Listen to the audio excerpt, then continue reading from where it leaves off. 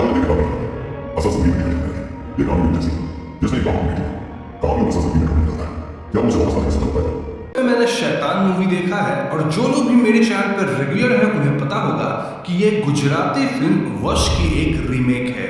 In fact in दोनों फिल्मों में बेटी का रोल जिन एक्ट्रेस ने प्ले किया है वो सेम है और उनका नाम है जानकी बोरीवाला। अब मैंने अपने चैनल पे वश फिल्म को एक्सप्लेन कर रखा है और शैतान की कहानी ऑलमोस्ट सेम है, एंडिंग को थोड़ा सा चेंज किया गया है। स्टिल आज की वीडियो में हम एकदम शॉर्ट में शैतान फिल्म की कहानी को जानते हुए इसके एंडिंग पे बात करेंगे और जानेंगे कि आखिर ये वश से कैसे डिफरेंट है। अब वीडियो शुरू करने से पहले आप सभी से एक रिक्वेस्ट है कि अगर आपको ये वीडियो पसंद आती है तो हमारे चैनल को सब्सक्राइब भी जरूर कीजिएगा। So now with that said, let's roll the intro.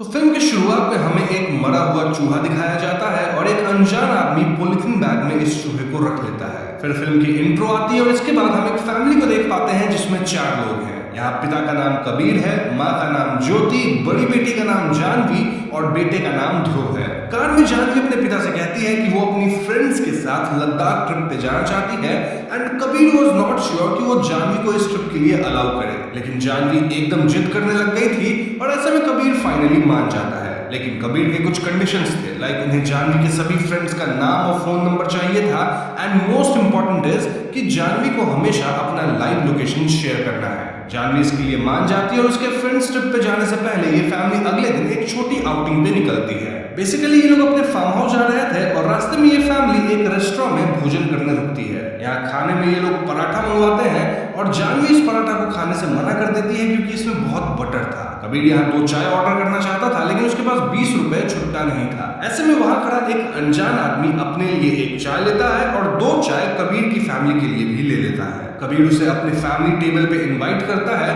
और वो आदमी जो अपना नाम वनराज कश्यप बताता है वो कबीर की फैमिली के साथ घुलने मिलने लगता है। वनराज बड़ी चालाकी से कहता है कि मैं जानवी का पराठा खा लेता हूँ और तुम मेरा लड्डू खा लो। जानवी फौरन वनराज का दिया हुआ लड्डू खा लेती है क्योंकि ऑफ कोर्स बच्चों को मीठा खाना पसंद होता है, लेकिन लड्डू खाते ही जानवी को थोड़ा अजीब फील होता है एंड देन वनराज जानवी को ये बटर वाला पराठा खाने कहता है। सरप्राइजिंगली जानवी बिना सवाल जवाब किए अपना पराठा पूरा खा लेती है which was very weird। इसके बाद ये लोग खा पी के रेस्टोरेंट से निकलते हैं और जाने से पहले वनराज जानवी को वापस से बिस्किट देता है saying कि फार्म हाउस पहुंच के ये सबसे पहले खा लेना। अगेन जानवी उसकी बात को सुन के हामी भरती है which was very unusual क्योंकि जानवी एक ऐसी लड़की थी जो कि किसी की एक नहीं सुनती थी, लेकिन वो वनराज की हर बात सुन रही थी। इनफैक्ट फार्म हाउस पहुंच के वो सबसे पहले उस पैकेट से बिस्किट निकाल के खाती है। खैर फार्म हाउस में पूरा परिवार खूब एंजॉय करने लगता है और ज्योति नोटिस करती है कि वनराज इनके फार्म हाउस के बाहर खड़ा था। वो ये बात कबीर को बताती है और जब तक कबीर पूल से निकल के वनराज से मिलने जाता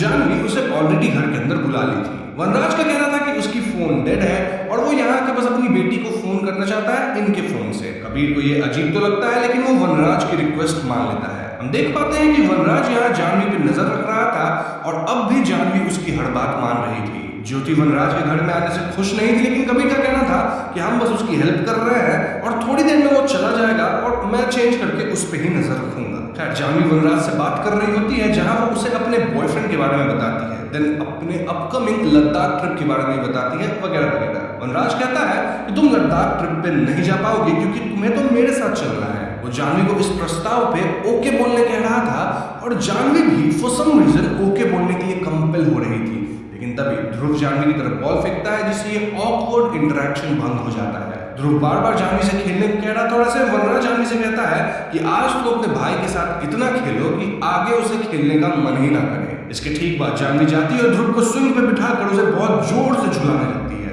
इससे ध्रुव डर के चीखने लगता है और ये बात ज्योति नोटिस करती है। कबीर और ज्योति किसी तरह जानवी को रोकते हैं और अब तक ध्रुव को तो चक्कर वगैरह आने लग गए थे। कबीर जानवी में थोड़ा गुस्सा होते हैं और वहीं बैठा वनराज कहता है कि जानवी पापा से सॉरी बोलो और जानवी तुरंत सॉरी बोलती है। अब खाना खाते वक्त वनराज फिर से इनके फैमिली मैटर्स में दखल अंदाजी करने लगता है और वो कहने लगता है कि मुझे आपके फैमिली के बारे में सब पता है। वो जानवी से कहता है कि तुम अपने बॉयफ्रेंड विवान को फोन लगाओ और उससे ब्रेकअप कर लो। सरप्राइजिंगली जानवी एग्जैक्टली ऐसा ही करती है और ये सब देखकर जानवी के पेरेंट्स बहुत घबरा जाते हैं। कबीर फौरन वनराज को यहाँ से निकलने कहता है, लेकिन वनराज जाने के लिए तैयार ही नहीं था। ऐसे में कबीर वनराज को पकड़ के घर से बाहर निकालने लगता है, लेकिन जानवी एकदम से अपने पिता से ही लड़ने लगती है, सेइंग कि अंकल कहीं नहीं जाएंगे। वो अपने पिता को धक्का देने लगती है और जानवी का बर्ताव एकदम पागलों जैसा था। जानवी कहने लगती है कि अंकल जो भी कहेंगे वो करना मेरे लिए जरूरी है। वनराज यहाँ बताता है कि वो जानवी के साथ वशीकरण किया है, काला जादू, यानी कि अब जानवी सिर्फ वही करेगी जो वनराज बोलेगा, क्योंकि जानवी वनराज के वश में है। डेमो देने के लिए वनराज जानवी को खड़ी होने, देन बैठने के लिए कहता है और फिर यही काम बार बार करवाता है। इनफैक्ट उसके बाद रोने कहता है, हंसने कहता है, वगैरह वगैरह। ये सब देख ज्योति रोते हुए वनराज से पूछती है कि आपको हमसे क्या चाहिए।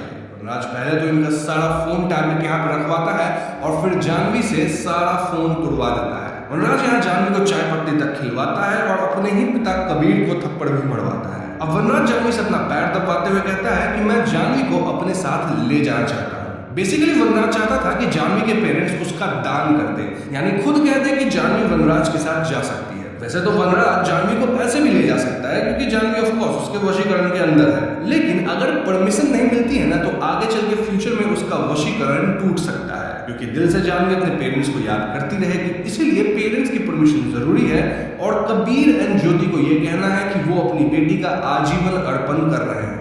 ऑफ कोर्स कबीर इसके तैयार नहीं होता। वैसे वनराज कहने लगता है कि जब कोई मेरे सामने तड़पता है और गिड़गिड़ाता है तो मुझे बहुत अच्छा लगता है। ऐसा कह के वनराज जानवी को 1 लाख मारता है और इसके रिएक्शन में कबीर वनराज को पीटने लग जाता है। वनराज जानवी से ध्रुव का सर फोड़ देने कहता है और जानवी ऐसा ही करती है। दूसरी तरफ हम पुलिस को यहाँ आते देखते हैं, क्योंकि ज्योति बार बार पुलिस हेल्पलाइन पे मिस्ड कॉल्स मार रही थी। पुलिस घर के अंदर आती है और यहाँ कबीर, ज्योति और वनराज को ऐसे बिहेव करते देखते हैं मानो ये सब फैमिली एंड फ्रेंड्स है। ऐसा इसलिए क्योंकि वनराज जानवी को एक गैस सिलेंडर के ऊपर गैस ओपन करके बैठा दिया था, साथ ही उसके हाथ में माचिस थी। यानी अगर कबीर या ज्योति अपना मुंह खोलते तो जानवी गैस में आग लगा देती, जिससे वो तो कम से कम मारी ही जाती और बाकी लोगों को भी क्षति होता है, क्योंकि गैस तो एक्सप्लोड होता है। ये लोग पुलिस को किसी तरह समझा बुझा के यहाँ से भेज देते हैं, जिसके बाद वनराज और भी भड़कता है।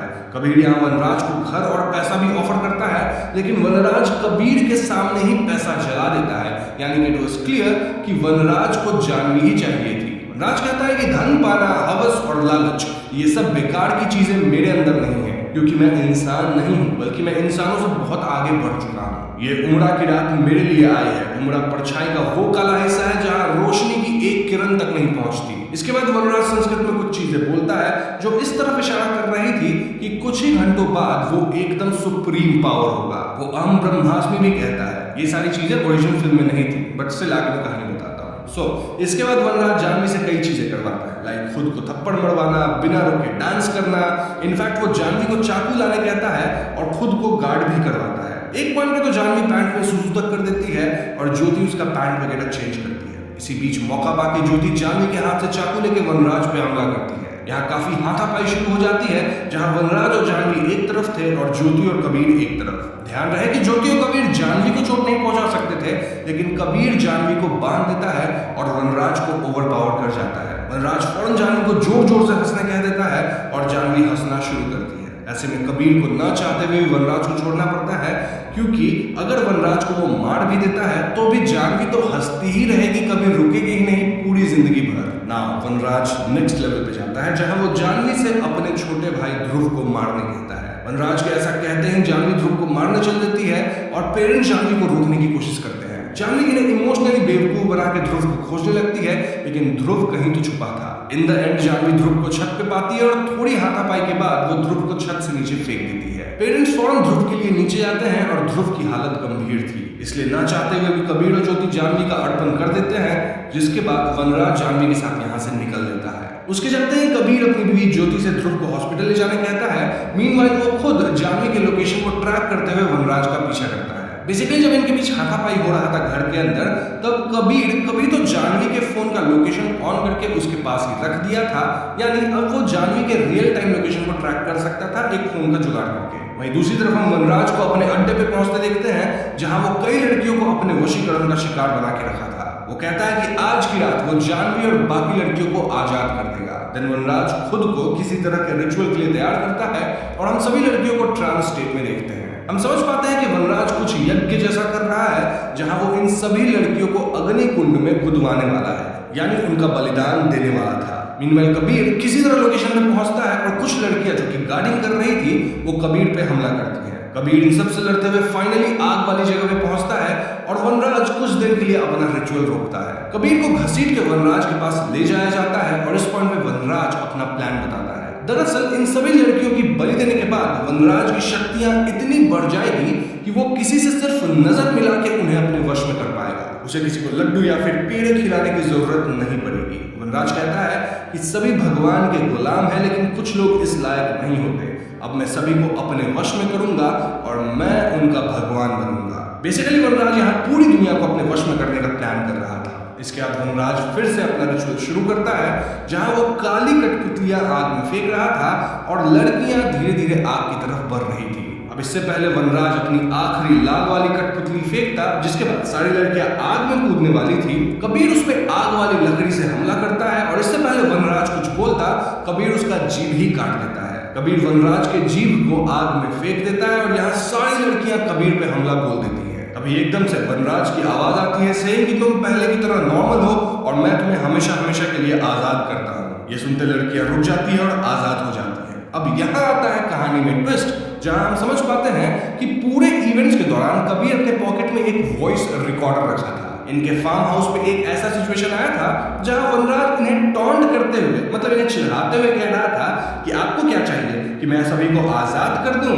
ताकि सब नॉर्मल हो जाए हमेशा के लिए। तो हाँ, इस ऑडियो को रिकॉर्ड करके अपने बेटे की मदद से कट एडिट करके कबीर परफेक्ट बना लिया था, जो कि वो अभी प्ले करके सभी लड़कियों को आजाद कर दिया। यानी सभी लड़कियों के साथ जान भी बच गई थी and it looks like a happy ending. अगले सीन में हम पुलिस को भी देखते हैं, जिनसे हम जान पाते हैं कि उस जगह पे 108 लड़कियां थी। 108 ही क्यों? क्योंकि 108 नंबर का हमारे धर्म में काफी सिग्निफिकेंस है। सभी लड़कियां अपने घर वापस जा चुकी हैं और अपने परिवार से मिल रही हैं। मीनवाइल हम देख पाते हैं कि ज्योति भी ठीक है और ध्रुव भी अब हील कर रहा है। अब यहाँ से कहानी 1 साल बाद की आती है, जहां मूवी के स्टार्ट वाला सीन देखते हैं। जी हाँ, वही चूहा पकड़ने वाला सीन, और चूहा पकड़ने वाला इंसान और कोई नहीं बल्कि एक कबीर था, जो कि जंगल जैसी जगह में एक बेसमेंट के अंदर कहीं तो जाता है और यहाँ हम देखते हैं कि वो वनराज को कैद करके रखा है। जी हाँ दोस्तों, वो वनराज को चूहा और चाय पत्ती खाने देता है और कुछ डायलॉग्स मारता है कि कैसे पेरेंट्स अपने बच्चे के लिए कुछ भी कर सकते हैं, वही बच्चे के लिए भगवान होते हैं। इन द एंड हम समझ पाते हैं कि अब यही बेसमेंट या बंकर वनराज का नर्क है और कबीर उसका भगवान, या फिर हम कबीर को शैतान भी कह सकते हैं। और इसी पॉइंट पर फिल्म खत्म हो जाती है। तो दोस्तों, ये थी शैतान फिल्म की कहानी और यहाँ वश फिल्म से थोड़ी बहुत चीजें बदली गई हैं। सबसे पहली बात तो ये है कि वश फिल्म में कोई पुलिस नहीं आई थी मूवी के बीच में। देन एंडिंग तो पूरा ही बदल दिया गया है। आई मीन वश की एंडिंग काफी दुखद और डार्क थी। वहां पिता अपनी बेटी के कान में कैंची डाल देता है ताकि वो विलेन की आवाज ना सुन सके। साथ ही उसकी बेटी का वशीकरण कभी खत्म ही नहीं होता और वो फ्यूचर में भी मेंटली अनस्टेबल ही रहती है। बात करें बीवी और बेटे की, तो उनका भी हॉस्पिटल जाते वक्त एक्सीडेंट हो जाता है और वो भी मारे जाते हैं।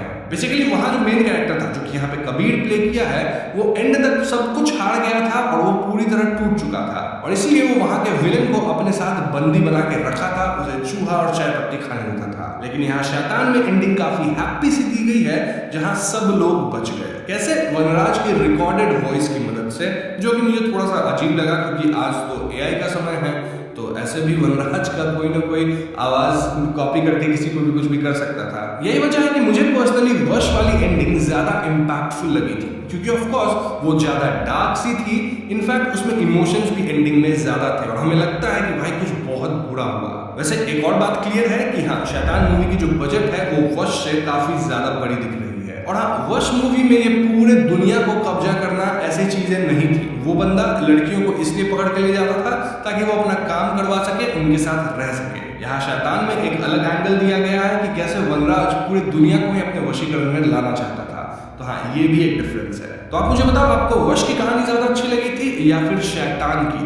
दोनों की एक्सप्लेनेशन चैनल पे आप चाहे तो दोनों को जाके देख सकते हैं। वैसे आपकी ओपिनियन मेरे से अलग हो सकती है, तो आप अपनी ओपिनियंस कमेंट में जरूर बताइएगा। तो बस आज की वीडियो में इतना ही। वीडियो पसंद आए तो लाइक और शेयर कीजिएगा, साथ ही चैनल पर नए हैं तो हमें सब्सक्राइब भी कीजिएगा। I'll see you guys in the next one. Peace out.